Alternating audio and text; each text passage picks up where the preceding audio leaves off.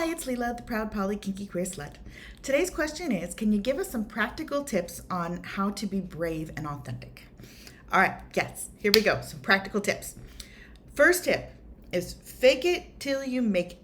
And what I mean by that is a lot of times we are ruled by our fear of how we'll be perceived, of being rejected, of being not pretty enough, not smart enough, not how we're going to look to others. And a lot of times we feel like we're just going to be rejected. We can't possibly do this. It's not going to go well. And I have found that for me, it really, really helps to just say, nope, I'm going to do this. I'm going to do it. And yeah, I might look stupid. Yeah, it might not work. Yeah, I might make a complete fool of myself, but that's okay. I'm going to just come at this pretending and literally just pretending that I am a person who can do this. I'm just going to pretend that I can do this and that everybody out there is going to look at me and say, yeah, you're awesome. You can do this. And what I found doing that is that a lot of times, not every time, but a lot of the time, you do that and you find out that people did see you that way, that it was well received, that you are able to be that person and embody that person. Another part of fake it till you make it, though, is that you have one of those experiences where you push and you're super scared and you're pretending that everything's going to be okay and that everything is okay. But there's still that part of your brain that wants it to not be okay. And that part of your brain is going to make you feel bad. That part of your brain is going to give you what in kink we would call a top drop or a sub drop. Like you're putting yourself in a situation where you're emotionally activated, where you're afraid and you're pushing yourself. There is a counterbalancing chemical reaction in the brain that will make you sad, that will make you scared, that will make you get off that stage and start shaking, that will make you cry the next day for no good reason. So just know that that's a consequence that's coming and be prepared for that and plan to take care of yourself when that happens, because it's okay. It's absolutely okay. And it absolutely doesn't take away from the achievement of doing the brave thing. In fact, it reinforces that brave thing you did was all the more brave. Another tip is put yourself in situations where you're going to get the kind of feedback that you want.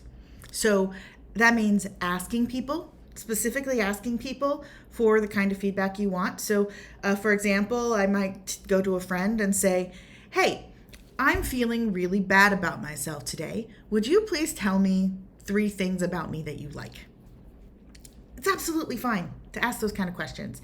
And I know it's awkward. I know it's really awkward, but if you can trust that this person's going to be honest with you, that kind of feedback can really help. Another thing that you can do is, there are forums out there that exist specifically to help build you up. So, for example, FetLife is great if you want to put yourself out there in a more sexual way, because you'll get likes and compliments. There are several Discord servers, the right social media groups, the right kind of almost support group kind of social media can be places there's this private Discord server that I'm a part of that's got a few hundred people on it, where it's run by a friend of mine who's really doing good work with it. I really appreciate what he's doing with it. I won't give the name because it is a private server, but people there can just say, here's what I'm doing, and it's understood that gets positive feedback and gets appreciated. So putting yourself out there gets you more appreciated. Another thing that you can do to get simple, reassuring self-esteem bumps, and the more you build your self-esteem, the easier it is to be brave, the easier it is to be authentic. So another thing you can do for just practical self-esteem bumps, wear a piece of clothing that is a statement.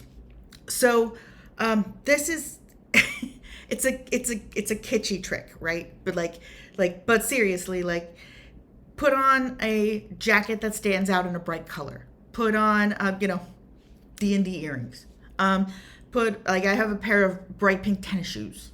I find I have a dress with space print on it, and it doesn't have to be anything particularly expensive or high fashion. As a matter of fact, it absolutely doesn't have to be any of those things. It has to be something that makes you feel good to wear, that you look at and you're like, that's cool, I like that. And then it has to be something that stands out, that you're not going to see all the time from everybody. And what happens is you get the random occasional compliment from a stranger when you do that. People are much more likely to just say, wow, that's a really cool jacket. Wow, you look great today. If you're putting yourself out there with a statement piece that just says, I'm looking for attention. Because people like to give attention, but only when people want it. And people don't want to give attention to people who are shying away. So if you lean into that attention, then you're going to get it. And getting random compliments like that helps you feel prettier, helps you feel better about yourself. And that helps you be more brave. The more confident you are, the more brave you can be. It's a beautiful thing the way that works.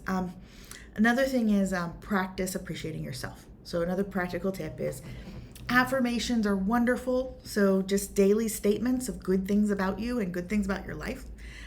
That is super powerful. But also just practice self-love. Like take a moment every day to say, I like, and then list 3 things about yourself that you like. That it goes a long, long way to making you feel better about yourself. Just being out there, being authentic, being brave, and rewarding yourself for that by appreciating yourself, that is super powerful. And compliments for yourself are more powerful than compliments from anybody else. And I'll just close with this. So I heard a saying once, I don't remember where, but that if someone heard you talking about the way you talk to yourself as though you were talking about someone else. So for example, like your negative self-talk, your self-talk that's going in your head. If you were to report that to a friend, but instead of saying it was your own brain, say, this guy that I know was telling me that I'm overweight, that I'm not smart enough, that I'm going to mess everything up, then your friend would tell you that that is an abusive relationship, that you are in an abusive relationship and you need to cut that person off. So this is hard, but it's important that we work on not being in abusive relationships with ourselves, that we really work on countering those negative self-talk thoughts with positive self-talk thoughts, with warrior thoughts that can interrupt. So if you notice yourself thinking, oh, I really look fat, then stop and say, wait, no, I know I might feel like I look fat right now. My brain might be telling me that I look fat right now, but no, I don't look fat right now. And even if I might feel that way, I look beautiful, or maybe I look overweight and beautiful. And then just start by just noticing that negative self-talk and then counter it. And you don't have to do it perfectly. It's not going to be like always right. But it's a practice. Practice making a habit of when you notice yourself thinking, I'm dumb. Oh God, I was so dumb. I can't believe I made that mistake. Just noticing that you said that to yourself in your head, and then stop and say, but no, I did just fine. I am a human. I make mistakes like everybody else, but it's okay. And you know what? I'm plenty smart enough. I've done lots of smart things in my life. Just taking the moment to have that thought can really help you feel better about yourself. I really believe in confidence. I really believe in pride, and that really starts with allowing yourself to be happy and to be confident. And that's a practice, and it takes time. And the important thing is just to try, just to keep showing up and being yourself and trying. And remember, you're doing great. You are doing great. And whatever you're doing in life, you're doing what you're supposed to be doing, and you're doing wonderfully.